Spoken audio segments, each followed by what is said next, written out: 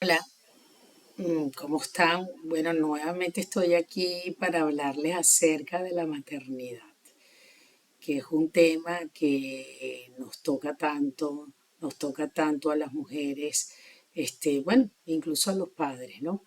Pero hoy quiero hablar acerca de si la maternidad es sinónimo de sacrificio, porque muchísimas veces yo lo veo asociado. Em, Quisiera como decir varias ideas que he tocado en otros videos, pero quiero retomarlas en este momento, ¿no? Lo primero es lo difícil que es ser mamá por primera vez. Entonces, todas las demandas que eso implica, todo lo que nos moviliza. Una paciente me dijo en un momento, es que yo tenía miedo a ser mamá porque tenía miedo a perder mi independencia. Entonces, esa sensación de que viene un bebé con una alta demanda que nos toma un espacio y que además ya no tenemos control sobre nuestra vida de la misma manera, para muchas mujeres se hace muy difícil.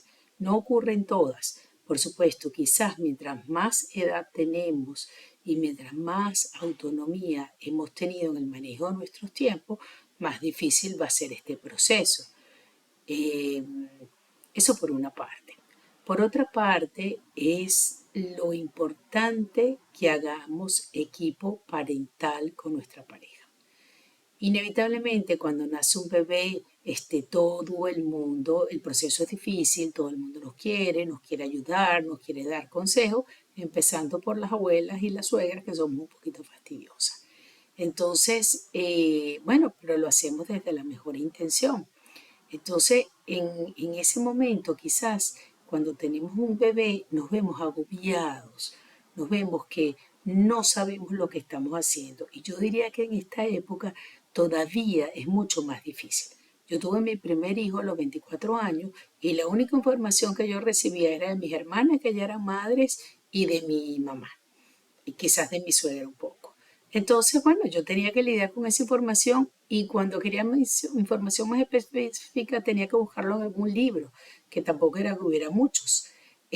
Pero ahora las madres están inundadas de una cantidad de información que es agobiante, que les dice todo cómo debe ser, información también que es contradictoria a veces, información que marca un ideal que yo siento que a veces las puede confundir, incluyéndome que estoy dando información aquí. Entonces, yo a veces le digo a mis pacientes, cuando los veo en familia, cuando veo niños y adolescentes, les digo, miren, cuando ocurren situaciones en la casa, a veces olvídense de lo que dice Yoconda, tomen las decisiones ustedes, porque hay que vivir el proceso.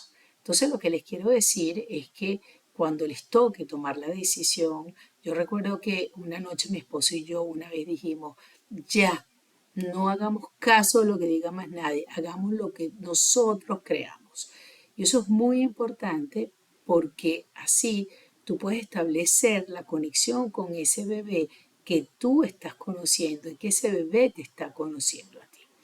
Y entonces, si nosotros dejamos que ese instinto emerja y esa conexión y ese vínculo se dé saliendo del ideal, de lo que se supone que debe ser, de lo que yo esperaba, del hijo que soñaba, y tomo conciencia de mis miedos y mis expectativas, el proceso va a ser más fácil. Para algunas madres ese proceso es muy difícil porque me robó independencia. Para otros, tuve una madre tan buena que quiero ser como mi madre y entonces tengo miedo de nunca llegar a ser como ella. Y entonces estoy en comparación con ella. Entonces también a veces el proceso es difícil.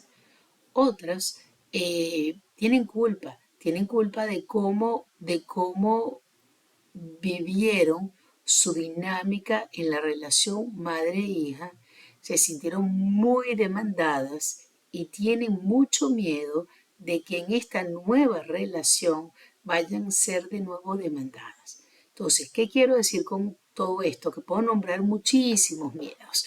Por ejemplo, a veces he tenido situaciones donde las madres, tomadas por su complejo materno, en donde tuvieron una madre que era muy trabajadora, entonces sintieron una sensación de abandono y quieren todo menos ser como su madre. Entonces, al querer ser todo como menos ser como su madre, entonces están demasiado encima de sus hijos y por supuesto toda la información que reciben de alguna manera se malentiende, se malinterpreta y dejan poco espacio para ese desarrollo y poco espacio para la separación y para la diferenciación. Pero todo es por ser menos como mi mamá. O algunas madres tuvieron madres muy dependientes de lo masculino, madres que nunca salieron a trabajar. Entonces dicen, no, yo nunca voy a ser como mi madre, yo no voy a depender de los hombres. Y entonces también eso de alguna manera afecta cómo es la dinámica. Entonces, en conclusión, lo que quiero decir es que tenemos que tener mucha conciencia de nuestro propio complejo materno, de qué es lo que vamos cargando y que va determinando la forma como es nuestra maternidad. Tenemos que escuchar nuestro instinto materno, permitir que ese vínculo se vaya dando, permitir que mi esposo y yo vayamos desarrollando ese vínculo y no entender la maternidad como sacrificio, porque si lo vivimos como sacrificio, posiblemente puede ser vivido como una carga. Yo recuerdo en algún momento que mis hijos adolescentes me dijeron, en algún momento yo, para ese momento ya era viuda, me dijeron, mamá, no te tienes que sacrificar por nosotros.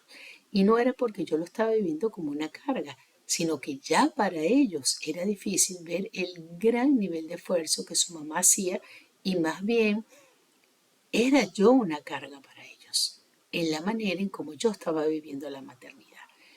Quizás muchas de estas cosas no es que las podamos corregir del todo, porque, bueno, lidiamos con nuestras características a lo largo de la vida, pero lo importante es que vayamos tomando conciencia de eso. Muchas gracias.